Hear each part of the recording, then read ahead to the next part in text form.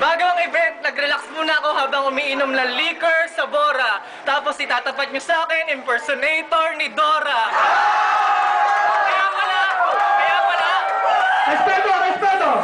Kaya pala, kanina sa labas kumakanta siya ng backpack.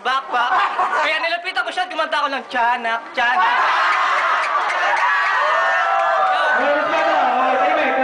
Pataasan ng ihe, si Tipsy, wag mo na magbalak tibagay dahil tumas na yung gasolina at karne hanggang ngayon, pandak ka pa rin.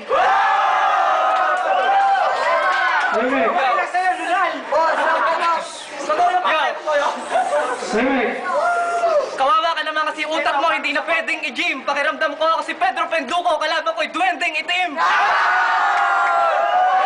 O kaya naman ako si Enteng Cabisote, o si Bossing, o si Vic Soto, o kahit ano pang terms. Kasi sakto, galit ako sa germs.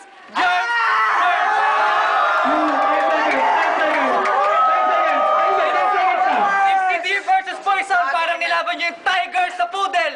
At puro mukha mo yung lumabas nung sinearch ko yung pangit sa Google.